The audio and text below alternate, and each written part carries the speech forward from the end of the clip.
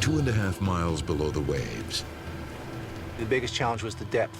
At the bottom of the Atlantic, investigators search for the wreckage of Air France Flight 447. This was a major commercial airline. What the hell are you doing? That had a plane suddenly drop out of the sky in 4.5 minutes. 228 people are gone. It was a real shock. We need to contact Brazil and Senegal air traffic control right away, please. Air crash investigators face a monumental task. We absolutely had to understand why this accident happened. The easiest explanation is that the bomb blew it out of the sky. That would explain it. The answers may lie in the wreckage, but finding that evidence Stop there. will take years. They had to do whatever it took. Ladies and gentlemen, we are starting our approach. We lost both engines. The mask over your nose. Emergency descent.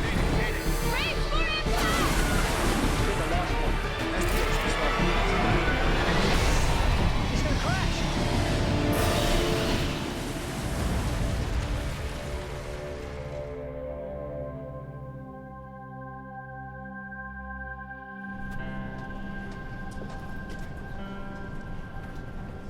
May 31st, 2009. Air France Flight 447 is crossing the Atlantic.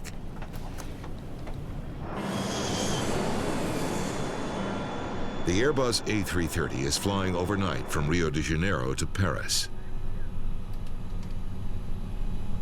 58-year-old Captain Marc Dubois is in command.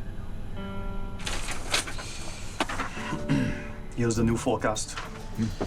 He's been a pilot for well over half his life and is now one of the most senior captains at Air France. It's hard to see anything in this plane with this lighting. First Officer Pierre-Cédric Bonin is 32 years old. He's been flying the A330 for about a year. We are arriving at Intol.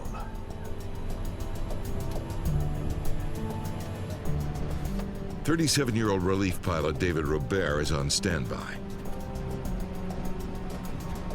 The three pilots fly in shifts to stay alert.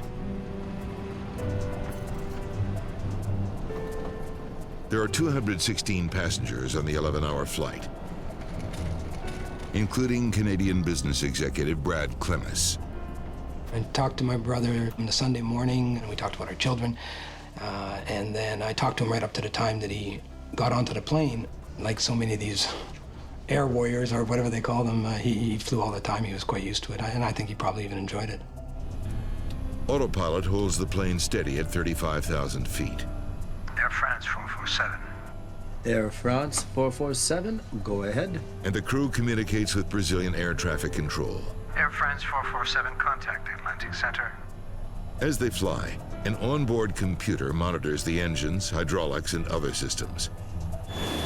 It also sends progress reports to Air France headquarters. Every 10 minutes, the computer transmits the plane's position along with any maintenance data. Ces messages de maintenance ont pour objectif, tout simplement, de... The goal of the maintenance messages is simply to help the ground teams prepare for any repairs to the plane that are needed for the next departure. Éventuellement nécessaires sur l'avion avant qu'il reparte. Atlantico, Atlantico. Air France 447 calling Atlantico.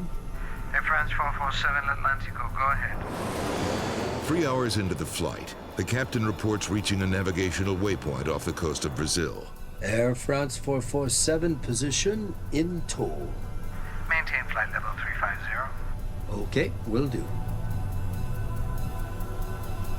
So we've got a thing up ahead. Yes, I saw that.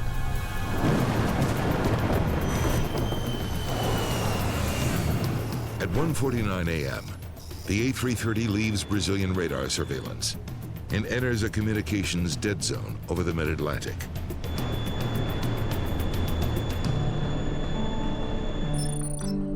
Two hours later, an air traffic controller in Senegal tries to contact the flight. Air France 447, this is Dakar. Do you copy? Come in, Air France 447. He can't reach the crew, so he alerts Air France. Dakar for Air France. Have you heard from Air 447? Over. Negative. Hold for Air France, please. No one has heard from the crew of Flight 447. The only communication, 24 maintenance messages transmitted by the plane hours earlier. An Air France maintenance worker tries to make contact, but his message bounces back. What the hell? Perhaps the communication system has failed. HF radio, especially at night, is not terribly reliable. So for some of the time that it was missing, everybody was saying, well, I hope it's just a communication problem. By the time the plane should have reached French airspace, controllers still can't make contact. At Charles de Gaulle Airport in Paris, the 11:10 a.m. arrival time comes and goes with no sign of Flight 447. The A330 would have run out of fuel by now.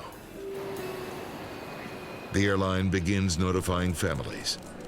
The plane has almost certainly crashed at sea.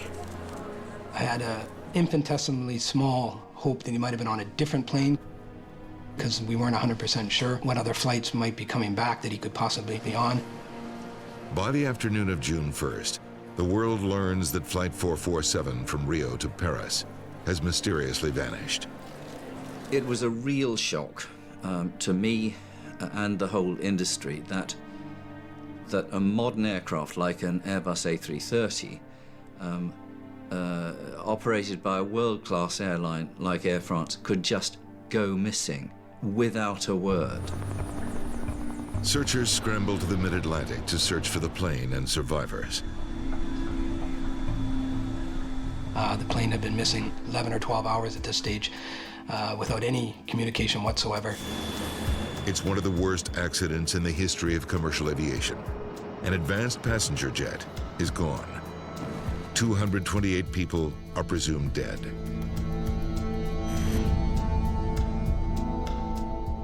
Je leur ai dit la vérité, c'est-à-dire que les perspectives de retrouver des... French President Nicolas Sarkozy announces there's almost no chance anyone survived.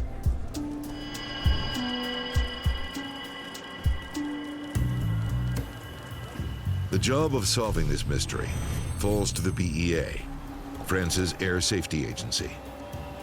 It's under enormous pressure to come up with answers. We absolutely had to understand why this accident happened, and with that plane and that airline. Là-bas, merci. Alain Boyard takes charge of the investigation. He's a pilot and aeronautical engineer with almost 20 years' experience as an air crash investigator. Ayant fait d'autres enquêtes importantes comme Concorde, j'étais I had worked on other important investigations like the Concorde, so I was conscious of the fact that the investigation would be difficult. But I was calm and I surrounded myself with competent people. French systems engineer Leopold Sartorius also joins the team on day one. From the beginning, we expected a long and complicated investigation. Okay, we need to contact Brazil and Senegal air traffic control right away, please. Their first goal, find what's left of Flight 447. It disappeared from radar without sending a distress signal. And for many days, there was no trace on the surface of the ocean.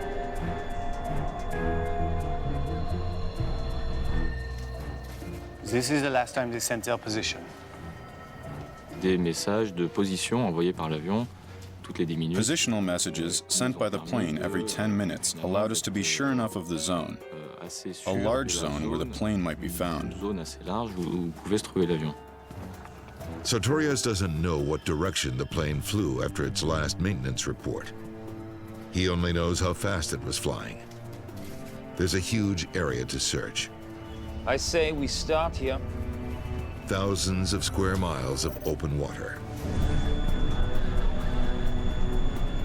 Air and naval forces scan the ocean looking for any sign of Flight 447.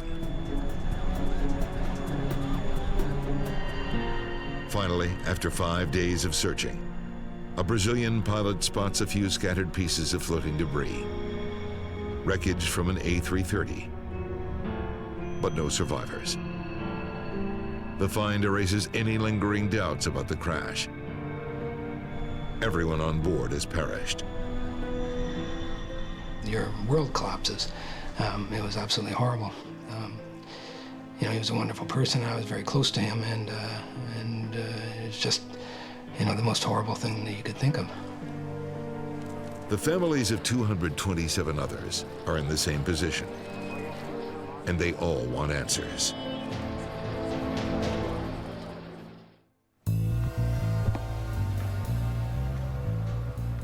What brings an Airbus down from 35,000 feet? Nothing. French investigators face an extraordinary challenge.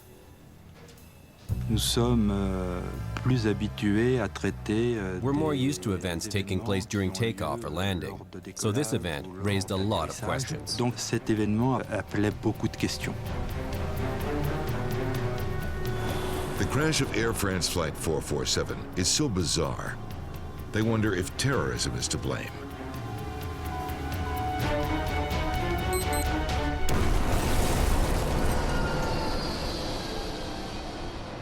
I think a terrorism scenario was thoroughly plausible, you know, very simply because this is a very modern aeroplane with a very good safety record. The easiest explanation is that a bomb blew it out of the sky. That would explain it.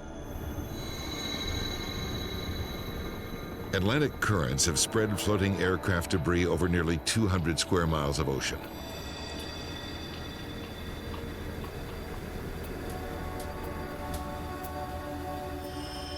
Every piece recovered is carefully cataloged, photographed, and sent ashore for analysis. But it's the lost wreckage that investigators need most. It contains the two flight recorders, or black boxes.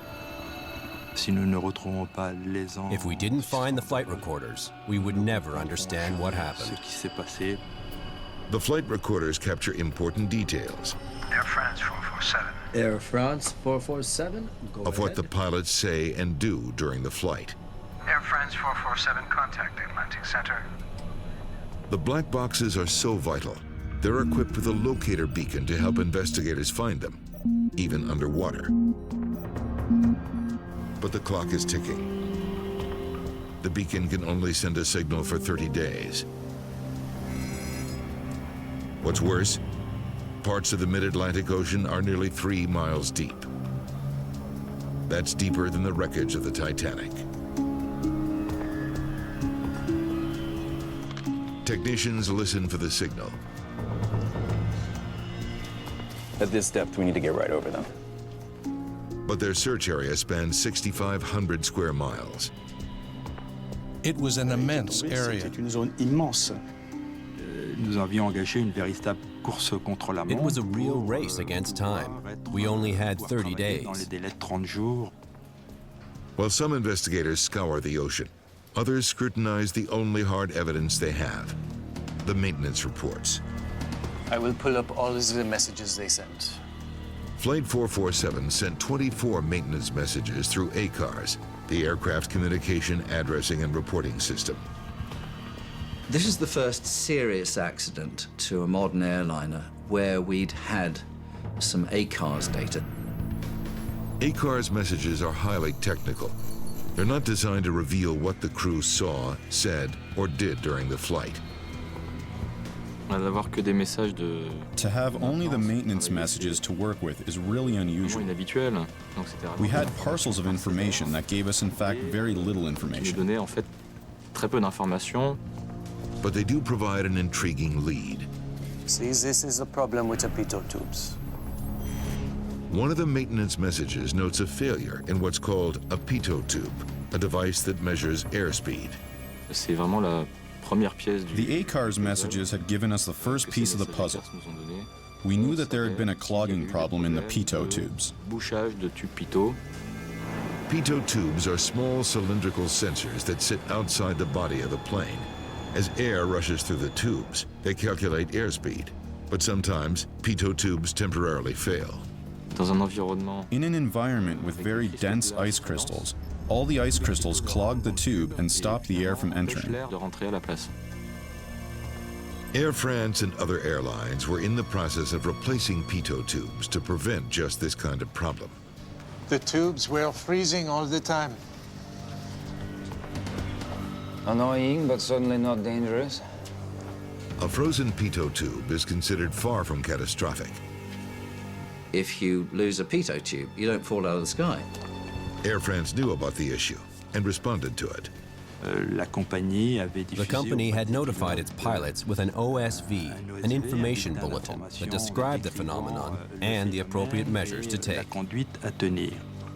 Here, look at this. Bouillard concludes that frozen pitot tubes alone cannot explain the crash. There's more to this story. These messages aren't much help. We were certain of this right away. We would have to look elsewhere.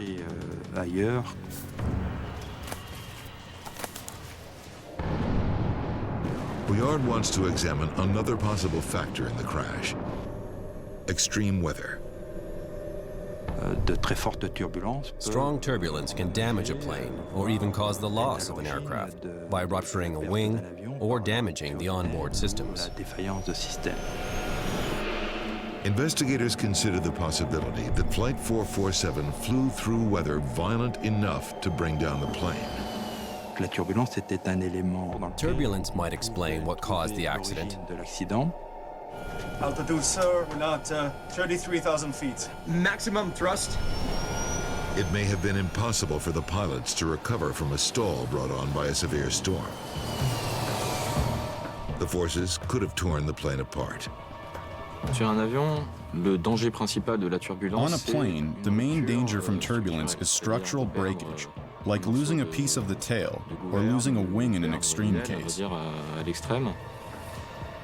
And that would lead to the loss of the aircraft.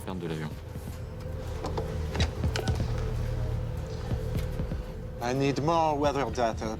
Pilot reports, satellite images, everything. Flight 447 disappeared in a volatile region where trade winds from the two hemispheres converge, creating violent storms. They were in the intertropical convergence zone, which often has very strong turbulence.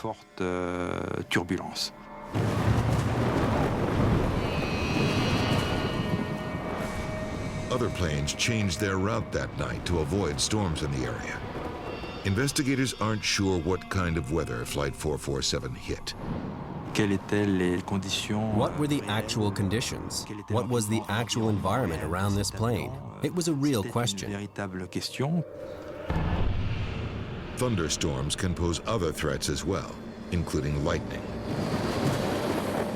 Sir, we're losing all our instruments. Si toutefois il devait y avoir un défaut d'isolation de l'avion, if there had been some deficiency in the insulation of the plane and the systems were damaged, we likely would have seen a lot of problems. de système que ça n'a été le cas.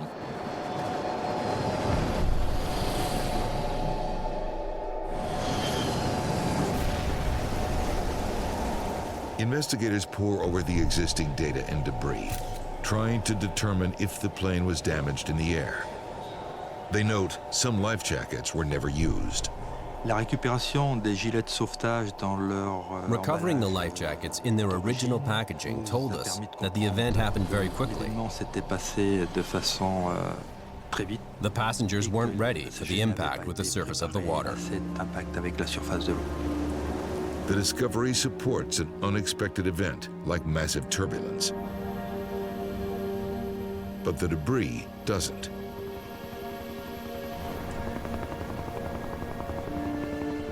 The recovery of the tail was a very important element. The pattern of fragmentation might reveal important clues about when the tail broke off. All the ruptures were static in nature. There was no trace of fatigue damage. This had to happen when it hit the water. The tail was connected to the fuselage at the moment of impact. It didn't come apart in flight. Investigators conclude the plane hit the water in one piece, ruling out a bomb, turbulence, or lightning as the main cause. they will have to keep searching.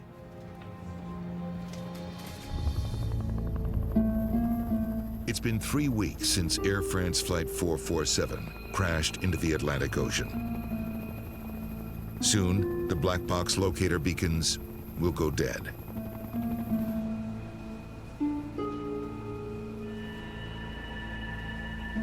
Specialists focus on what they do have, including part of the plane's galley.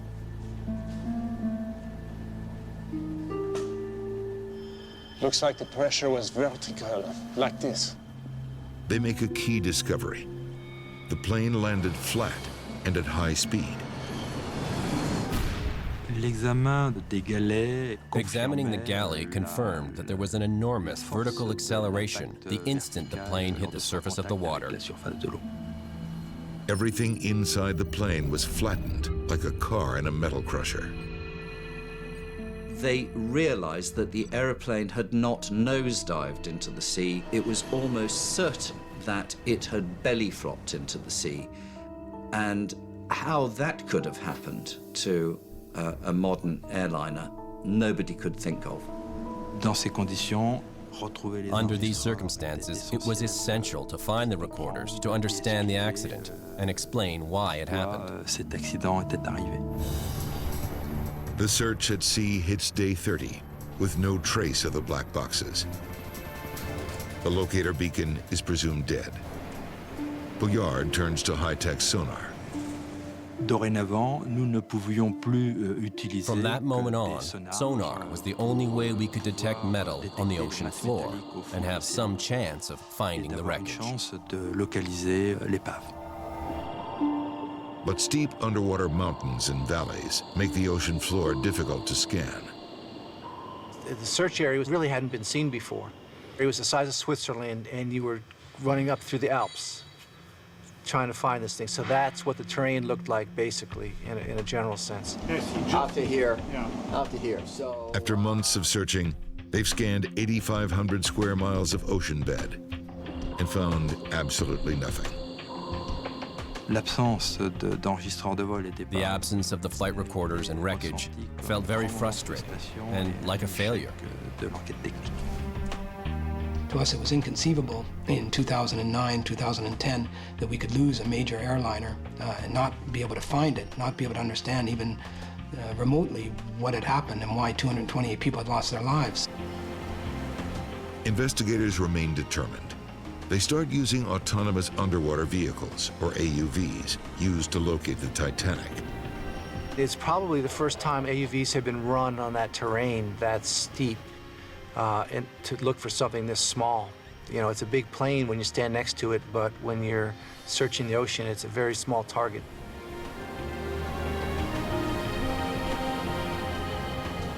Still, no sign of any wreckage at the bottom of the sea.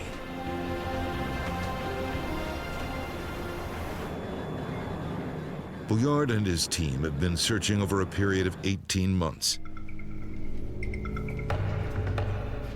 And the chances of success are growing increasingly slim. At the end of 2010, we'd already spent 22 million euros. Continuing the search will cost millions more, with no guarantee of success. We weren't sure we could find the wreckage. And if we did find the recorders, we weren't sure we'd be able to read them. The black box is not designed to stay in such deep water for 2 years and still function afterwards. The boxes may have already been crushed by the tremendous underwater pressure. 2.5 miles below the surface, they're up against a punishing force of over 5,800 pounds per square inch. Despite the odds, Bouillard doesn't give up. He knows victims' families and many in the aviation community are desperate for answers. We can't stop. We can find the boxes. I know we can. For the BEA, it was their job to find out what happened, so obviously they wanted to find the black boxes. But can you imagine what it would be like for Airbus not to know for sure what caused this accident, only ever to be able to theorize about it? Families continue to apply pressure as well.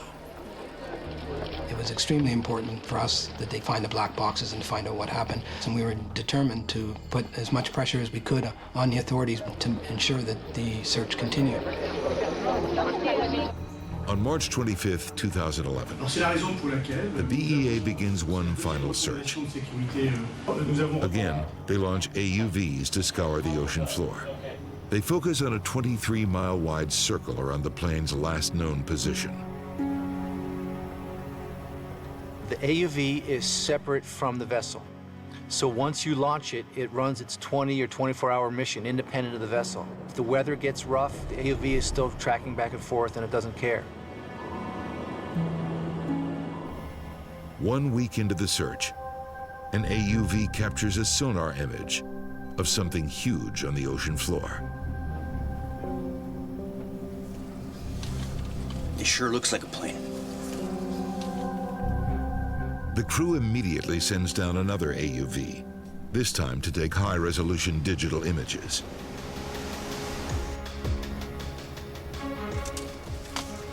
Never thought I'd see the day.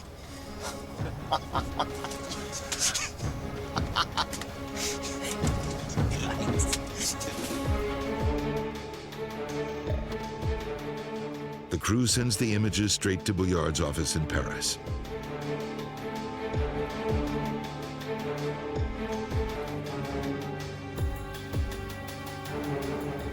I don't believe it. Thank God.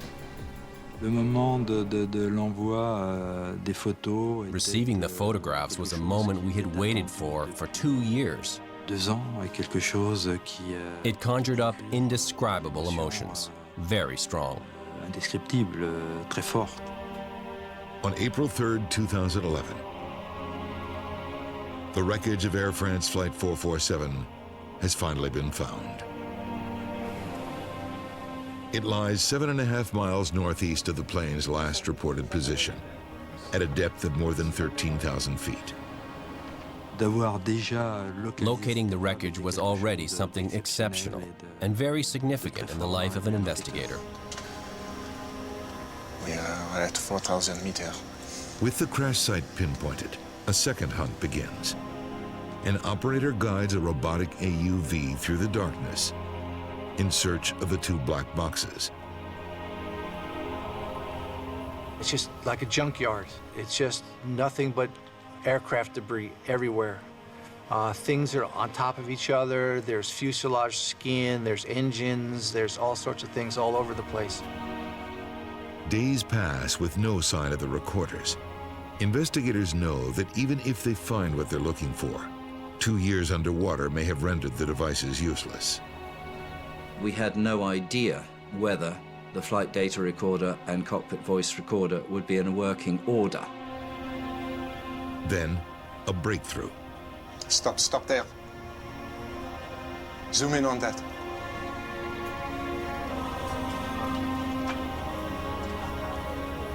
Incredible. Absolutely incredible.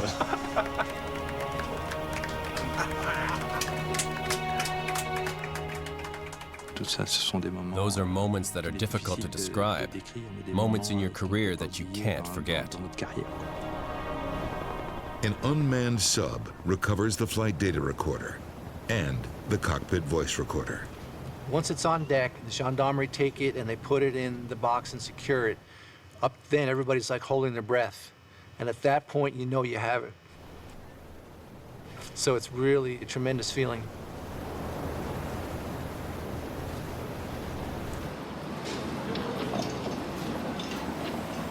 In Paris, French police escort the flight data recorder and the cockpit voice recorder to Leo Sartorius' lab. After nearly 2 years of searching and theorizing, the world may finally understand what happened on board Flight 447. The answer to what went wrong may be locked in these watertight containers. There was a lot of concern that we might take a false step that would lead to the loss of the information. They must be handled with great care. One wrong move and a 2-year search costing over $42 million will have been for nothing. Starting with a cockpit voice recorder, they carefully opened the protective casing, looking for the memory card inside.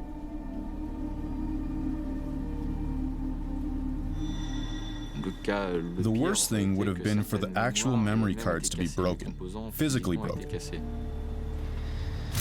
This isn't good. See the damage? Transmitters look broken. We quickly noticed that there were small parts that were broken, so we weren't sure that everything was in working order. If technicians can't fix the cockpit voice recorder, or CVR, they may never know what happened in the cockpit, or even who was flying the plane. Yeah, look at the FDR count. A close examination of the second box, the flight data recorder, or FDR, brings better news. It's fine. No problems. I think we all looked at each other and said, it's incredible that they're in this state. It's incredible. The memory card was in excellent condition. We were able to read the data very quickly. While technicians try to repair the cockpit voice recorder, Sartorius carefully plots the data from the FDR. We're cruising safely at 35,000 feet. The FDR data reveals that the pitot tubes did, in fact, freeze. The pitot tubes freeze here. The frozen tubes produce erratic airspeed readings, causing the autopilot to shut off automatically. Autopilot shuts off, and the pilot takes control of the plane. It warns the pilots very loudly. That can be a bit of a surprise, a bit of a shock. And it definitely was a shock to these pilots. And it was their reaction to this warning which was the key to everything else that followed. All crews are taught that a frozen pitot tube should clear itself in less than a minute. The pitots on the aircraft, they were only subject to the clogging for about 56 seconds. And after that, the airspeed readings were back to normal again. The pilot only needs to hold the plane steady, and the problem will disappear. The airplane doesn't know that you don't know the airspeed. All the airplane wants is power to keep it going forward and the same attitude to keep it in level flight. But he does not hold steady. Whoever was flying the plane pulled back and pitched the nose up instead.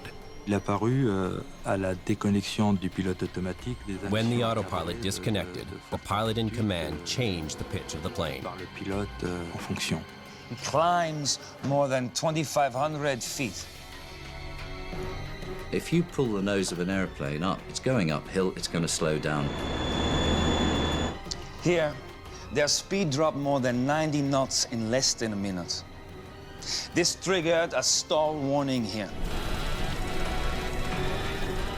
Cette situation, raising the nose of the plane at high altitude put the plane into a stall very quickly. Dans une situation de décrochage. In an aerodynamic stall, the wings lose lift and the plane drops from the sky. It was the pilot's actions that led to the stall. They fell at more than 12,000 feet per minute. Inexplicably, the pilot continued to pull back when he should have been pitching the plane's nose down to gain speed and lift. The more you raise the nose, the more the lift will be destroyed. And that's what was happening to Air France 447. We had a plane that was practically falling like a rock.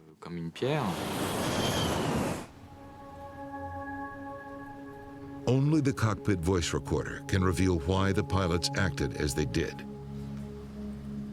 In our laboratory, there were a few hours of agony because we weren't sure we could read the data after all this effort, all this money spent. Will it play? Don't know.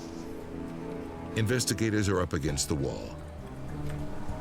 They have just one hope remaining in their long quest to know what caused the worst disaster in Air France's history. Everything they've worked for now depends on repairs made to one small electronic device.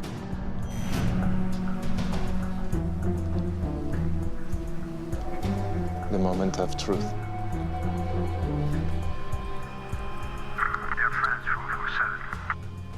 France 447, go ahead. Air France 447, contact the Atlantic Center. Atlanta go, Atlanta go. The recording reveals that 40 minutes before the accident, Captain Dubois is in the pilot's seat. Air France 447, position in tow. The CVR allowed us to understand who was piloting the plane, who was monitoring the parameters. Maintain flight level 350. Okay, will do. First Officer Pierre Cedric Bonin is in the right-hand seat. So we've got a thing up ahead? Yes, I saw that. And the two men are heading towards a storm. Looks like we're entering the cloud.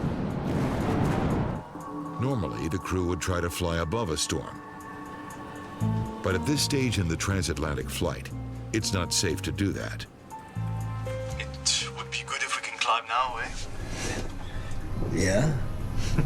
At 35,000 feet, the air outside is too thin for the fuel-heavy plane to climb any higher. The pilots have only two choices: fly straight through the storm or try to navigate around it.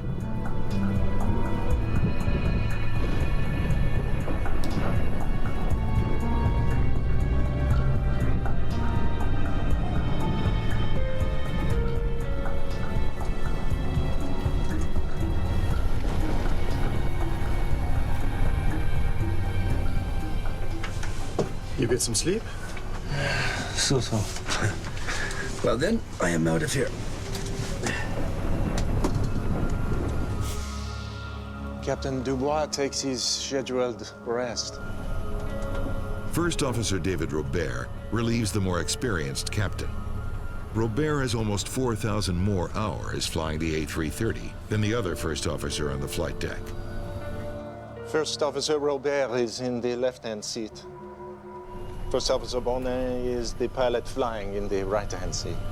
Investigators now know that minutes before the crash, the captain left the cockpit for his break. So you maybe want to go to the left a bit? But it's unclear which of the two remaining pilots is in command. Excuse me? You can possibly go a bit to the left. The way they acted when the captain had left the flight deck was not as if one of them was definitely in charge and the other one was definitely the supporting pilot. The confusion over their roles becomes critical when the plane hits a column of ice crystals in the cloud. The ice crystals pound the plane.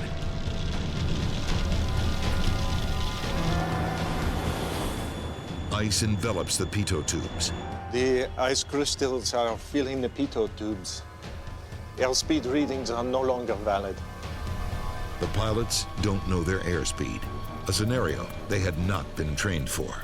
That is the autopilot disconnecting. I have the controls. What's that? Stall warnings begin to blare in the cockpit as Bonin lifts the nose. Finally, investigators know which pilot put the plane into a stall. First Officer Bonin is pulling back and stalling the plane. Unable to rely on computers as modern pilots now do, confusion ensues. Officer Robert doesn't understand what's happening. He sees the airplane going up and he sees the airspeed dropping. And he says, hey, what's your airspeed? We've lost the speed.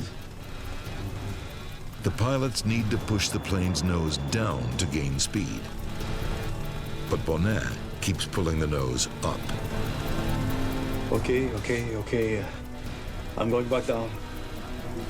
According to all three are going up, so go back down. Under stress, Bonin acts on instinct. He pulls up to go up, the right move to lift off, but the wrong move at cruising altitude. They're doing everything wrong. It should be obvious what to do.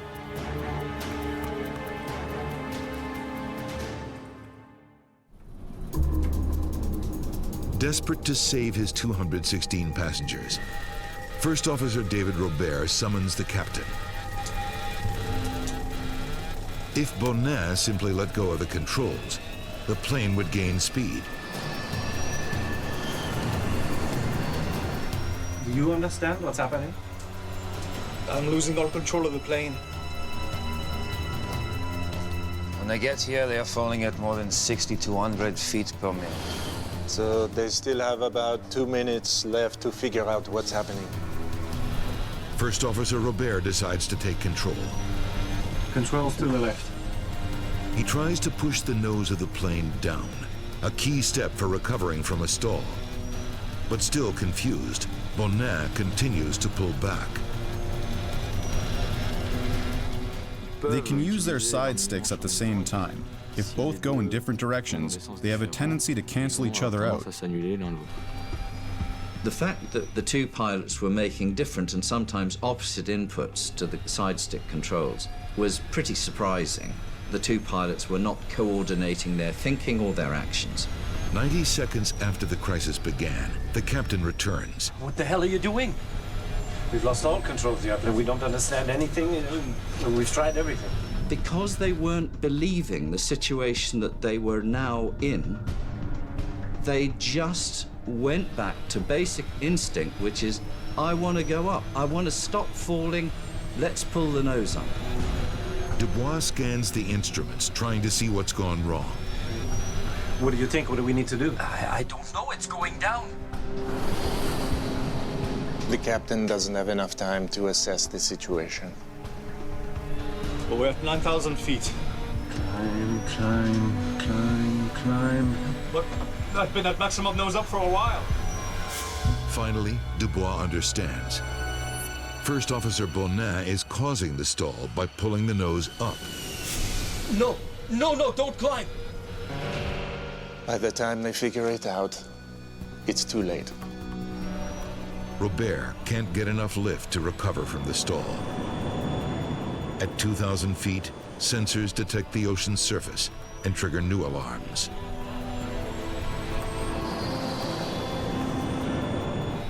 We're going to crash. This can't be true. But what's happening? The aircraft hits the water at almost 124 miles per hour.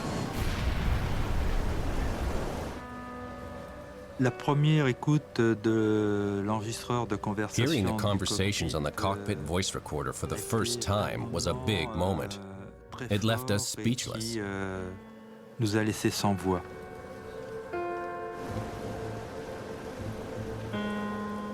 Alain Bouillard was all pale. At that moment, he understood the distress the crew was in during the last moments of the flight. By the summer of 2011, salvage crews recover 104 bodies from the submerged wreckage of Flight 447, including that of Brad Clemens. My brother was amongst those that were raised, so it enabled us to recover him, to bring him home and to conduct a service properly and to say our goodbyes properly, so it helped. More than 3 years after the accident, Alain Bouillard announces that the downing of Flight 447 was not caused by the frozen pitot tubes, but by the crew's failure to understand and rectify the situation. This can't be true. But what's happening? There was a feeling that these planes were so sophisticated they could fly by themselves. The pilots weren't even trained to fly this type of plane on manual at high altitudes because the thought was that they would always be on autopilot, so there was no reason for the pilot to know how to fly it. New training is now in place to teach crews how to deal with unreliable airspeed and how to recover from a stall at high altitudes. The airlines have to be prepared to spend more money on fundamental manual flying training and cognition training for their pilots. Air France 447 is just the accident where you can't ignore it any longer, and changes have to come.